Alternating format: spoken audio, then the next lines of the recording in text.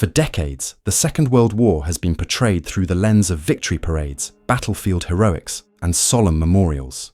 Yet beneath the surface lies another story, one not etched into stone or celebrated in public ceremonies. It is a story stitched together from fragments of sealed archives, heavily redacted files, and whispers buried deep within intelligence vaults. The official histories omit them. The veterans who knew them seldom spoke, and those who asked too many questions often found their careers, and sometimes their lives, abruptly cut short. These are the operations that governments on both sides of the war erased, actions considered too disturbing or politically explosive to survive the careful curation of history. From vanished convoys swallowed by Arctic waters under the shadow of betrayal, to experiments in human endurance carried forward under new flags. These are accounts of operations scrubbed from the record, yet leaving stains that refuse to fade. What follows are not legends, nor the inventions of rumor, but the resurfacing of long-buried files that shed light on the forbidden, the hidden, and the deliberately forgotten. Welcome to 5 disturbing World War II operations that vanished from all official records. Chapter 1. The Erased Convoy of Murmansk Waters. In the winter of 1942, the Arctic Ocean became one of the most perilous highways of the Second World War. The icy expanse between Iceland, Scotland, and the Soviet port of Murmansk was a lifeline of Allied aid to Joseph Stalin's armies, who were locked in brutal combat against Hitler's forces on the Eastern Front. Official history records convoy PQ-17, a disastrous mission where over 2/3 of its ships were lost to German U-boats and aircraft. Yet scattered fragments of classified files reveal something far darker, a convoy that never made it into the records at all.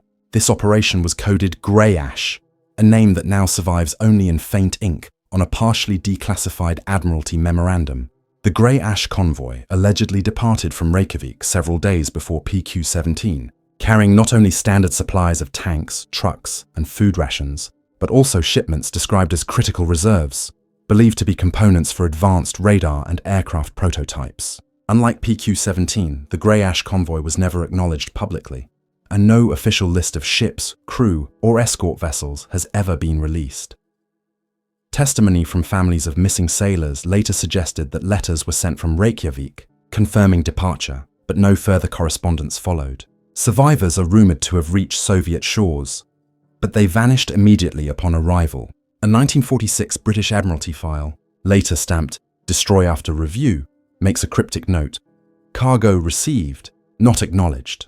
The handwriting below, likely by a naval officer, adds, "Stalin ordered interception, deniability secured." This phrase suggests a possibility that Soviet forces themselves may have seized the convoy, eliminating crews and erasing the evidence to prevent Allied retaliation.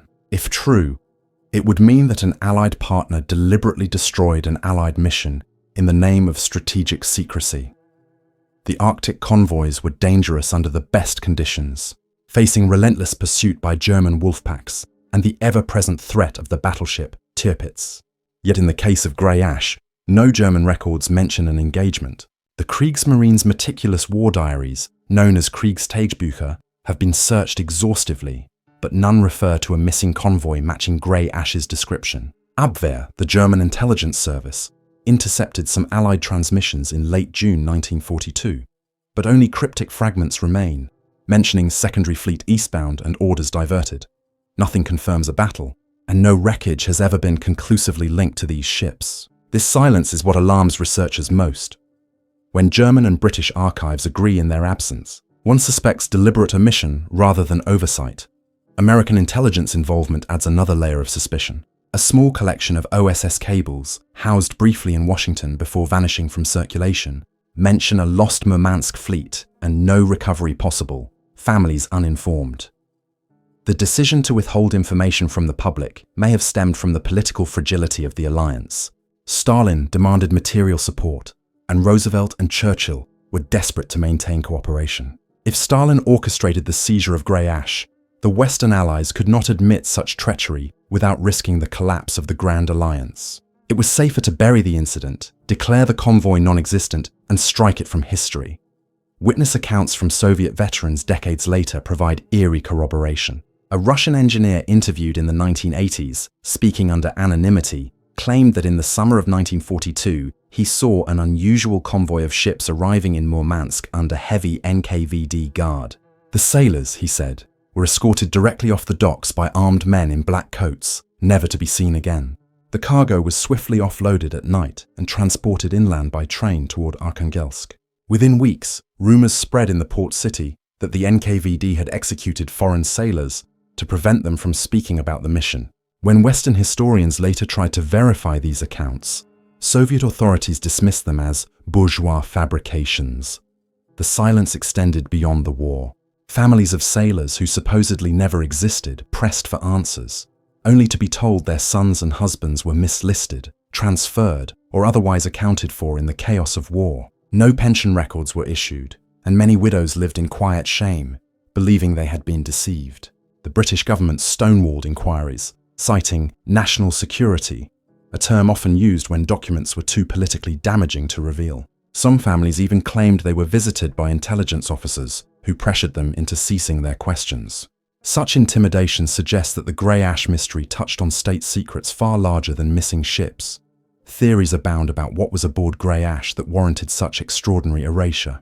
Some suggest the cargo included early jet engine prototypes destined for Soviet testing. Others whisper of nuclear materials, uranium ore mined in Africa and shipped under Lend-Lease agreements, diverted into Soviet hands before the Manhattan Project fully controlled its supply lines. If either theory is correct, the West may have unwittingly accelerated the Soviet Union's technological rise, handing Stalin the means to close the gap in aviation or atomic research. Such a betrayal would explain the obsessive secrecy and the total destruction of records. The Arctic remains littered with wrecks from PQ-17 and other convoys, but expeditions searching the seabed have never found a definitive match for the grey ash fleet. Some researchers claim to have detected unusual sonar signatures in the Barents Sea, but hostile weather and political restrictions prevent full exploration. Russia continues to control access to many of these waters, and Western teams are frequently denied permits to survey. Whether the grey ash ships lie broken beneath the waves, or whether they reached Soviet ports intact and their crews were silenced, remains unknown. What is certain is that the convoy's absence in the records is deliberate, not accidental. In intelligence circles, the grey ash operation is spoken of as a ghost file, a mission whose very existence has been erased, leaving only shadows in footnotes and scattered testimonies. Its story demonstrates how easily the truth can vanish when nations find it too inconvenient to confront. It also shows the dangerous fragility of alliances built not on trust, but on mutual desperation. If Stalin did indeed seize grey ash, the silence of London and Washington confirms their willingness to bury their own sailors under the weight of geopolitical necessity. And for the families of those lost, history offered no recognition, only an empty silence where names should have been inscribed. Chapter 2. Forbidden experiments beneath Dachau's walls. Beneath the watchtowers and barbed wire of Dachau, a different war was being waged, one not against soldiers, but against the limits of the human body. While the world knows of the atrocities carried out by SS doctors in medical blocks, the most disturbing chapter of Dachau's experiments was deliberately erased, buried by both Germany and the Allies. This project, referred to in seized SS documentation as Versuch, Schwarzlicht, or blacklight trials, pushed human endurance to levels beyond even the cruelty of the hypothermia and high-altitude tests already exposed at Nuremberg. These experiments were conducted under the supervision of Luftwaffe physicians, assisted by civilian scientists from IG Farben, and overseen by Heinrich Himmler's personal staff. Their purpose was clear: to create a soldier who could survive extremes of altitude, oxygen deprivation, and chemical enhancement. The documents that survived described test subjects exposed to simulated altitudes of 20,000 meters, far higher than any aircraft of the time could achieve. Prisoners were injected with stimulants identified by the codename D-Noix, a compound believed to be an early blend of cocaine, methamphetamine, and synthetic opioids. This was the German vision of the ultimate endurance soldier, a human machine capable of marching for days without food, water, or rest. Prisoners selected for these trials were drawn largely from political detainees, particularly Soviet officers captured on the Eastern Front. They were considered expendable, unlikely to be missed in camp records. Surviving testimony from Dachau staff uncovered in the 1960s described emaciated men strapped into sealed chambers as pressure was slowly reduced, their lungs collapsing and their brains starving for oxygen. The addition of WWII altered the experiment drastically. Prisoners injected with the drug cocktail remained conscious far longer than expected, thrashing violently against restraints, their eyes wide and unblinking even as their bodies failed. Some endured up to 40 minutes at lethal altitudes before death. Their remains were disposed of in the crematoria, recorded as epidemic fatalities. The results, however, were carefully logged, with charts noting time to loss of consciousness, cardiac failure intervals, and unusual endurance patterns. What makes Versuch Schwarzlicht most chilling is not only the horror inflicted during the war, but its mysterious continuation after Dachau's liberation. When US forces entered the camp in April 1945, they discovered laboratories, sealed crates of ampules, and oxygen chambers still intact. According to official records, these findings were catalogued as evidence for Nuremberg. Yet certain logs never appeared in the tribunal proceedings. Instead, they were quietly transferred into American custody. This coincides with Operation Paperclip, the secret recruitment of Nazi scientists for US military research. Names of doctors once associated with Dachau vanish from German trial transcripts, suggesting they were discreetly relocated rather than prosecuted. One such physician, believed to be Dr. Sigmund Rascher's assistant, disappears from all records after 1946.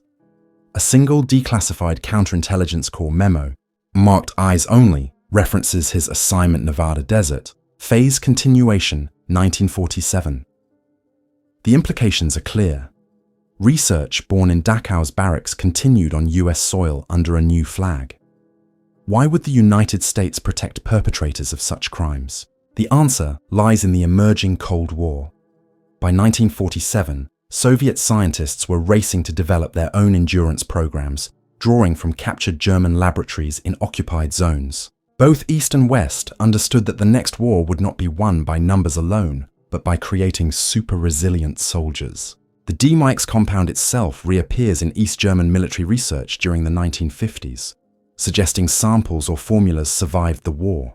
American intelligence feared falling behind in this shadow arms race, and so Dachau's forbidden experiments were buried, their data absorbed into classified programs that shaped military medicine for decades. Survivors who testified about the blacklight trials were often dismissed as unreliable, their accounts deemed too extreme to be credible. Yet their descriptions align disturbingly with partial files unearthed from German archives in the 1990s. These include sketches of pressure chambers, chemical formulas for WWII's derivatives, and clinical notes detailing the deaths of prisoners under drug-induced states. One marginal note, written in an officer's hand, reads, "Subject maintained consciousness despite catastrophic lung collapse. Potential use, airmen." The language betrays the cold, utilitarian mindset of those conducting the tests. To them, the agony of prisoners was not tragedy, but data. The secrecy surrounding these trials was reinforced by selective justice. At the doctor's trial in Nuremberg, prosecutors chose to highlight hypothermia and malaria experiments, atrocities that horrified the world, yet avoided implicating Western powers in later continuations. The WWII program was mentioned only once in passing, then dropped from proceedings entirely. Historians later discovered that many of the Dachau experiment logs had been sealed in US archives for 50 years, inaccessible to researchers until long after the scientists involved were dead. By the time the files surfaced, public outrage had dulled, and official apologies were couched in vague terms. The specificity of Versuch Schwarzlicht remained largely unknown outside specialist circles. In Dachau itself, the physical remnants of these trials were erased. After the war, barracks were destroyed, laboratories dismantled, and chambers demolished. Visitors to the memorial today see reconstructed buildings and hear stories of brutality, but the deepest secrets lie in archives thousands of miles away, redacted and classified. When pressed, American officials have consistently maintained that all Dachau research was documented and prosecuted, despite clear evidence to the contrary. It is a silence that speaks volumes, suggesting a bargain made in the ashes of war. Justice for some, immunity for others, all in the name of military advancement. The disturbing legacy of the blacklight trials lingers not only in files and testimonies, but possibly in modern pharmacology. Analysts note striking similarities between DNIX formulas and later stimulant research conducted by NATO forces. Soldiers in Vietnam and later conflicts were issued amphetamines under different names, designed to prolong endurance in combat. While officially separate from Nazi experiments, the echoes are undeniable. When questioned, military medical historians dismiss such links as coincidence. Yet the pattern remains. Knowledge harvested from atrocities continued to shape doctrines long after Dachau's gates closed. For decades, families of victims have sought acknowledgement, demanding that their relatives' suffering not vanish into silence. But because Versuch Schwarzlicht was never officially admitted into the trial record, reparations were rarely paid. The prisoners who endured these final, most secret experiments became doubly erased, first by death in the chambers, and second, by omission from history. Their fate underscores the central horror of this operation: the transformation of human lives into statistics, then into classified data points, forever hidden behind the walls of secrecy. The Blacklight trials remind us that the darkest legacies of the war were not only committed in the name of ideology, but also preserved in the name of science, power, and national interest. And as long as files remain locked, the truth of what was done beneath Dachau's walls remains incomplete. Chapter 3: The Vanished Paratroopers of Arnhem. September 1944 marked one of the most ambitious Allied offensives of the war, Operation Market Garden. The plan, orchestrated by Field Marshal Bernard Montgomery, aimed to end the war swiftly by capturing bridges across the Netherlands and thrusting into Germany's industrial heartland. The airborne assault at Arnhem became infamous for its failure, immortalized in the phrase, "a bridge too far." Thousands of paratroopers fought valiantly, but were cut off and destroyed by German forces. Yet buried beneath this tragedy lies a story even more disturbing, concealed not by military defeat, but by deliberate erasure. It concerns a battalion known only in whispers as Shadow Brigade, a unit of British paratroopers whose mission never appeared in official rolls, whose men vanished into silence, and whose families were told lies that obliterated their memory from history. According to restricted War Office files declassified in fragments during the 1970s, Shadow Brigade was deployed not on the Arnhem Bridge itself, but east of the city in the dense forest near Apeldoorn. Their mission was not to seize terrain, but to capture a hidden German signals bunker believed to house advanced cipher technology, possibly an early variant of the Lorenz machine. These devices were of immense value to British intelligence, which relied heavily on breaking German communications at Bletchley Park. Capturing such a machine could have provided a breakthrough, shortening the war and saving countless lives. The order to launch this parallel mission reportedly came from MI6, bypassing normal chain of command, and was disguised under the Market Garden umbrella. Paratroopers who landed in the Apeldoorn forests were never seen again. Dutch villagers recalled hearing firefights in the night, followed by convoys of Wehrmacht trucks moving swiftly through the woods. The villagers reported seeing bodies covered with tarps, yet the Germans themselves left no record of an engagement. Post-war interrogation of captured German officers yielded only blank stares. No one admitted to fighting a British unit in that area. A chilling OSS cable dated 20th September 1944, labelled "For Eyes Only," mentions "Unit compromised, German counterintelligence present." The cable cuts off abruptly, and no follow-up report has ever been found. To intelligence historians, this abrupt silence suggests deliberate suppression rather than loss of files. The most damning evidence of erasure comes from regimental records themselves. When families of missing men inquired, they were told their relatives had been reassigned to other units, or that clerical errors explained the confusion. Widows were issued death certificates listing combat loss Arnhem sector, but with no further details. Veterans of Market Garden later claimed they never saw or heard of Shadow Brigade, despite rumours among airborne officers of a special detachment operating separately. In the years after the war, survivors who pressed for answers reported quiet warnings from officials urging them to let the matter rest. Some described visits from men identifying themselves as intelligence officers, who emphasized that pressing the issue could have unintended consequences. The pattern suggests an intentional cover-up, enforced at the highest levels. Why would Britain erase an entire battalion of its own soldiers? One theory points to the possibility that Shadow Brigade was captured alive, their mission discovered, and their existence exploited by the Germans. If these paratroopers were interrogated under torture, sensitive intelligence about Bletchley Park's operations could have been compromised. Another theory suggests betrayal, that German counterintelligence had been tipped off, perhaps through a mole within MI6, ensuring that Shadow Brigade walked into a trap. The Abwehr, despite being dismantled later in the war, still maintained effective networks in the Netherlands. Some British files hint at suspected penetration, though names remain redacted.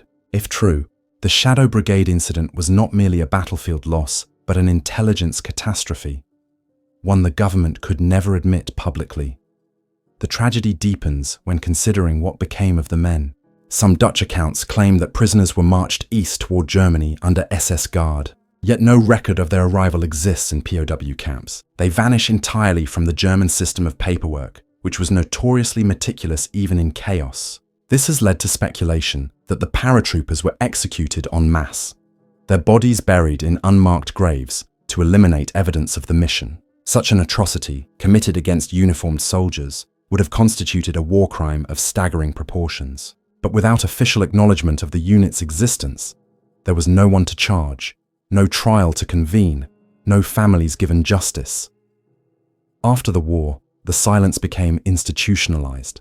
The official market garden histories compiled by the British Army mention nothing beyond the standard airborne units. The archives contain no mention of Shadow Brigade, yet tantalizing fragments persist. A 1945 intelligence summary in the National Archives includes a line about losses sustained by auxiliary unit in Apeldoorn sector. That line is crossed out in thick black ink, with expunge handwritten in the margin. Another internal memo from the 1950s laments continuing family inquiries regarding 142 unlisted casualties Arnhem operation. Again, the names are missing, the paper trail broken. It is as if the men themselves were deemed more dangerous as memories than as casualties.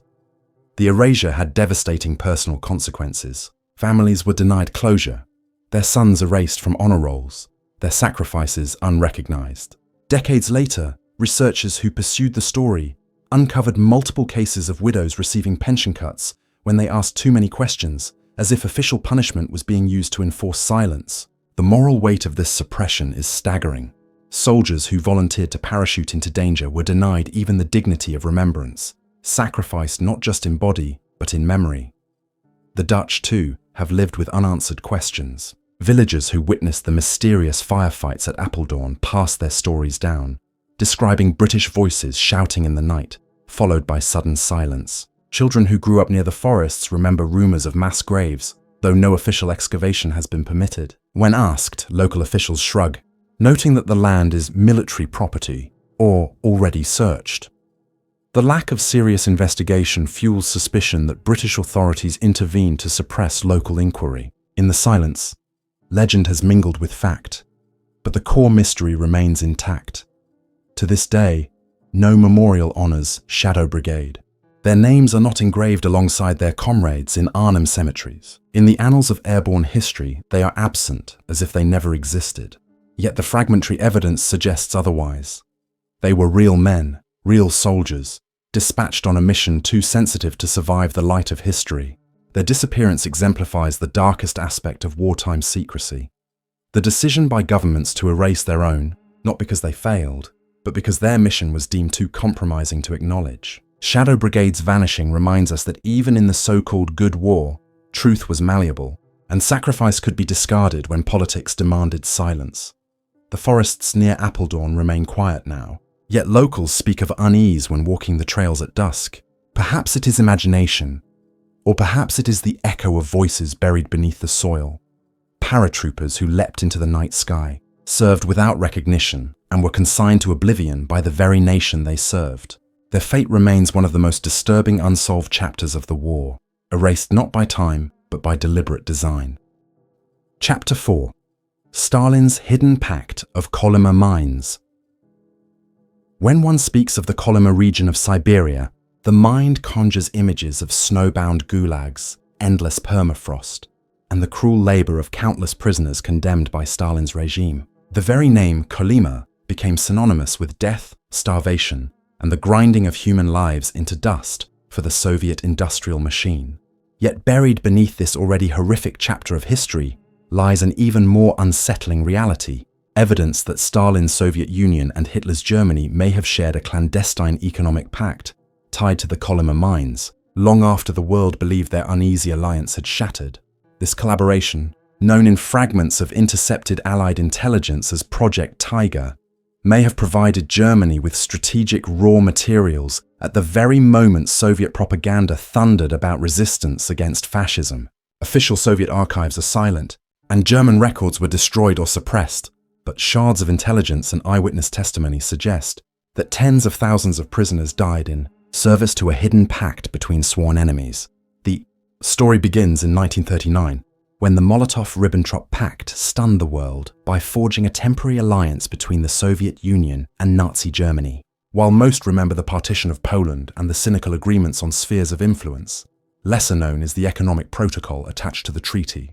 Under this arrangement, the Soviets shipped Germany vast quantities of grain, oil, and raw materials. In return, Germany sent advanced machinery, weapons prototypes, and industrial designs. This relationship, though temporary, laid the foundation for something darker. According to fragments of documents seized by the OSS, mining engineers from Germany traveled to Siberia in 1940, ostensibly as part of an industrial delegation. In reality, their destination was Kolyma, where uranium-bearing ores and tungsten were rumored to lie beneath the frozen tundra. The NKVD, which oversaw the Gulag system, facilitated their presence, ensuring absolute secrecy. By 1941, with Operation Barbarossa looming, one would assume such cooperation ended.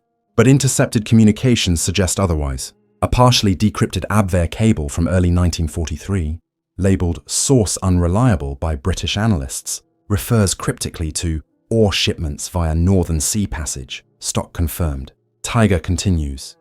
At the same time, Swedish customs logs show unexplained surges in tungsten exports to Germany. Though Sweden's domestic output could not account for the totals, Allied economic intelligence suspected that the excess originated in the Soviet Union, shipped covertly through intermediaries in Scandinavia. If true, it would mean Stalin permitted resource transfers to his mortal enemy, even as Soviet soldiers were dying in the millions on the front lines.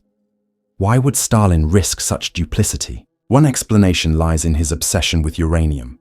Western researchers believe that Soviet scientists, already aware of nuclear research in Germany and Britain, sought to secure uranium reserves at any cost. Allowing limited shipments of tungsten and other ores to Germany may have been the price to maintain clandestine access to specialized equipment or to cover Soviet extraction activities without attracting suspicion. Project Tiger, in this interpretation, was less about aiding Germany than about ensuring Soviet control of uranium supplies before the Allies could dominate them.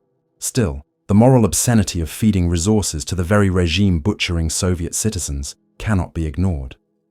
The human cost of this pact was borne by prisoners. Testimonies from Gulag survivors, preserved in samizdat literature and later published after the Soviet collapse, describe intensified mining operations in Kolyma during 1942 and 1943. Prisoners worked 20-hour shifts in temperatures that froze breath to ice within seconds. Guards told them the ore was for the victory of socialism, but miners noticed the presence of German engineers overseeing operations. Survivors recalled hearing guttural German commands echoing through mine shafts and seeing equipment with inscriptions in the German language. These accounts were dismissed for decades as exaggerations or trauma-fueled memories, yet they align disturbingly with the intelligence fragments preserved in Western archives. If German personnel truly supervised Kolyma's mines during wartime, it represents one of the most explosive suppressed stories of the 20th century. Efforts to prove the existence of Project Tiger after the war were met with silence. The Nuremberg trials, which laid bare so many Nazi crimes, made no mention of this alleged collaboration. British prosecutors reportedly considered introducing evidence of continued Soviet-German trade during the early war years, but the files were quietly withdrawn. One American diplomat later remarked that to accuse Stalin in 1946 was to destroy the fragile peace. The early Cold War demanded Soviet cooperation, or at least stability. Raising the spectre of a hidden pact with Hitler would have destabilized alliances and undermined Western moral authority. Thus, the files were sealed, labeled sensitive political matter, and buried in intelligence vaults. Stalin himself ensured that Soviet witnesses were silenced. Many NKVD officers who might have known of the project were purged or executed in the late 1940s, their testimonies extinguished before they could surface. What evidence remains today is fragmentary, yet compelling. In 1992, a Russian historian briefly accessed NKVD archives in Magadan before they were sealed again. He reported finding references to Special Section Tiger and orders authorizing accelerated ore transfer in 1942. Within weeks of his revelations, access was revoked, and the historian was later found dead under suspicious circumstances, his research confiscated. In Sweden, economic historians continue to question wartime trade records, pointing to anomalous tungsten flows that cannot be explained by domestic production. Meanwhile, in the Russian Far East, environmental surveys have uncovered abandoned mine shafts filled with equipment of German origin, though officials deny any wartime connection. Each piece adds to a puzzle that governments on both sides appear unwilling to assemble. The true horror of Project Tiger lies not only in its duplicity, but in its implications. If Stalin truly permitted shipments to Germany, then the war was not the clear-cut battle of good versus evil often portrayed, but a murky theatre of ruthless pragmatism, where even mass death could be traded for political advantage. It suggests that beneath the rhetoric of great patriotic war, Stalin pursued his own agenda, sacrificing millions in gulags while ensuring access to strategic resources. It also raises chilling questions about Western silence. Did London and Washington know of these shipments? Did they turn a blind eye, preferring to preserve the alliance rather than expose Stalin's betrayal? The very absence of these questions in post-war discourse suggests complicity by omission. Today, Kolyma remains a place of ghosts. Visitors to its abandoned mines report an oppressive silence, broken only by wind sweeping through collapsed tunnels. Memorials to Gulag victims dot the landscape, yet none mention Project Tiger or the possibility that their suffering fed not only Soviet industry, but also Nazi war production. It is a truth too heavy, too destabilizing for official narratives to carry, and so it lingers in classified files, survivor whispers, and the uneasy silence of governments unwilling to confront the full measure of wartime compromise. The hidden pact of Kolyma's mines demonstrates that the darkest chapters of World War II were not always fought on the battlefield. Sometimes they were carved into the frozen earth of Siberia, hidden behind barbed wire and state secrets, and paid for with human lives reduced to numbers in ledgers. Project Tiger stands as a reminder that history is not only written by the victors, it is also censored by them. Chapter 5. The suppressed massacre of Bleiburg prisoners. In May 1945, as the guns of Europe finally fell silent, thousands of exhausted men, women, and children trudged toward Austria.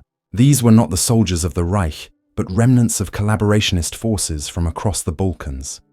Croatian Ustasha, Slovenian Home Guards, Serbian Chetniks, along with civilians who had fled Tito's advancing partisans. They marched toward British lines at Bleiburg, a small Austrian town near the Yugoslav border, believing they would find protection under Allied forces. Instead, they walked into the shadow of one of the war's most disturbing and suppressed atrocities. What happened at Bleiburg was not a battle, but a handover. Under secret directives tied to Operation Keelhaul, the British Army delivered tens of thousands of prisoners into Tito's hands. Within hours, these men and women vanished, many executed on the spot, others forced into death marches across Yugoslavia. The massacre at Bleiburg, erased from official records for decades, stands as a chilling reminder of how victory can conceal crimes as terrible as defeat. The story of Bleiburg begins in the desperate final weeks of the war. As the Third Reich collapsed, Balkan collaborationist forces retreated northward, fearing revenge from the Yugoslav partisans. Their atrocities during the war, massacres, forced deportations, and persecution, guaranteed retribution. Hoping for mercy, tens of thousands crossed into Austria in early May, guided by the promise of Geneva Convention protections under British custody. Yet unknown to them, the Allies had already made secret arrangements. Churchill and his commanders viewed Tito as an essential bulwark against Stalin's influence in the Balkans, and they were unwilling to antagonize him by protecting his enemies. Thus, British officers on the ground received orders to repatriate the surrendering forces. In bureaucratic language, this sounded humane. In reality, it was a death sentence. Eyewitness accounts describe the betrayal with haunting clarity. Prisoners, believing they had reached safety, were corralled in fields near Bleiburg, their exhausted bodies collapsing onto the grass. British armoured cars stood watch as officers negotiated with Yugoslav representatives. Suddenly, without explanation, the prisoners were marched away, not westward into British camps, but eastward, back across the border. Some tried to resist, pleading in broken English, thrusting children forward in desperation. British soldiers reportedly looked away, uneasy but bound by orders. Within hours, columns of men and women stretched into Yugoslavia, guarded by partisan units known for their ruthless reprisals. Few would return. What followed became known among survivors as the death marches. Prisoners were forced to walk hundreds of kilometers under guard, beaten, starved, and executed en route. Those unable to continue were shot by the roadside. Entire groups disappeared into forests, never to emerge. Villages across Slovenia and Croatia later whispered of mass graves hidden in caves, ravines, and abandoned mine shafts. The estimated dead range from 40,000 to over 100,000, though exact numbers remain impossible to confirm due to deliberate erasure of records. Families left behind were told nothing, their loved ones listed simply as repatriated or missing. The British Army, when pressed, insisted it had merely returned prisoners to their homeland, a technical truth that concealed a monstrous reality. The suppression of Bleiburg was immediate and deliberate. British records of the handover were sealed under top secret classification, and inquiries were deflected with vague references to international law. When survivors tried to testify, their accounts were dismissed as politically motivated, tainted by association with collaborationist forces. In Yugoslavia, Tito's regime imposed absolute silence. Speaking of Bleiburg was considered treason, punishable by imprisonment or worse. Generations grew up in fear, knowing mass graves lay beneath their soil, yet forbidden to mention them. The massacre became a phantom in national memory, present in whispers, absent in history books. The Cold War only deepened the silence. For the West, Tito was too valuable an ally to challenge. After his 1948 split with Stalin, he became the poster child for independent communism, receiving aid from both East and West. Acknowledging his crimes at Bleiburg would have undermined this carefully crafted image. Thus, Washington and London chose complicity by omission. Operation Keelhaul itself, covering the forced repatriation of millions of displaced persons, including Cossacks, White Russians, and Balkan forces, remained classified until the 1970s. Even then, Bleiburg received little attention, overshadowed by broader debates over Cold War morality. The dead remained in unmarked pits, their stories untold. Evidence of the massacre began to surface only after Yugoslavia's collapse in the 1990s. As Slovenia and Croatia gained independence, researchers uncovered mass graves across the region. In Slovenia alone, hundreds of sites were identified, some containing thousands of skeletons bound with wire, executed with shots to the head. Forensic analysis confirmed the victims were killed in May and June of 1945, the very period of the Bleiburg repatriations. Survivor testimonies, once silenced, were finally published, recounting the horrors of the marches, the executions, the desperate prayers of men who realized too late they had been betrayed. These accounts, long suppressed, confirmed what intelligence fragments had hinted at all along. Bleiburg was not an accident of war, but a systematic massacre carried out with Allied knowledge. The political consequences of confronting Bleiburg remain fraught. In the Balkans, the memory is weaponized by nationalist factions, each emphasizing the suffering of their own while downplaying or excusing the crimes of their side. For Britain, the episode is an enduring stain, a moment when the commitment to justice was sacrificed on the altar of realpolitik. Documents released in the early 2000s revealed that senior British officials were aware of the likely fate of the prisoners, but proceeded regardless. One memo, chilling in its detachment, notes, "Repatriation may result in reprisals, but long-term stability necessitates cooperation with Tito." Behind such bureaucratic phrasing lies the deliberate condemnation of tens of thousands to death. The moral weight of Bleiburg cannot be measured in numbers alone. It lies in the shattered families, the silenced generations, the unmarked graves that continue to surface from Slovenian forests. It lies in the realization that even in victory, the Allies committed acts that they themselves would have condemned had they been carried out by the enemy. The massacre forces us to confront the uncomfortable truth that history's victors do not always act as liberators. They, too, can bury atrocities beneath layers of secrecy and denial. Today, ceremonies are held at Bleiburg each May, often mired in political controversy. Survivors and descendants gather to honor the dead, while critics accuse them of glorifying fascist collaborators. The complexity of the victims' identities does not diminish the reality of their slaughter. Whatever crimes some had committed, the mass execution of surrendering prisoners and civilians was a war crime, one that remains largely unpunished and unacknowledged. The silence of official histories is perhaps the final cruelty, erasing the victims a second time. The Bleiburg massacre, long suppressed, epitomizes the central theme of hidden operations that vanished from the record. It demonstrates how easily humanitarian principles can be cast aside when inconvenient, how state secrecy can bury even the gravest crimes, and how the truth can lie dormant for decades beneath forests and fields. It forces us to ask not only what happened in 1945, but how many other Bleiburgs remain unspoken, still hidden in classified files, still waiting for their ghosts to be acknowledged. The war is long over, yet the shadows it cast have never lifted. What you have heard is not the polished version preserved in textbooks, nor the heroic narratives broadcast in documentaries. These are fragments of truth clawed back from silence, operations erased, files burned, witnesses silenced, and questions left unanswered. The erased convoy of Murmansk, the experiments beneath Dachau, the paratroopers who vanished over Arnhem, Stalin's pact buried in the permafrost of Kolyma, and the massacre at Bleiburg. Each reminds us that history is as much about what is hidden as what is revealed. These episodes were not forgotten by accident. They were buried deliberately, concealed because they did not fit the official story, because they threatened fragile alliances, or because they revealed the darker compromises of victory itself. And yet, no matter how deep the earth or how thick the redactions, the truth finds its way back.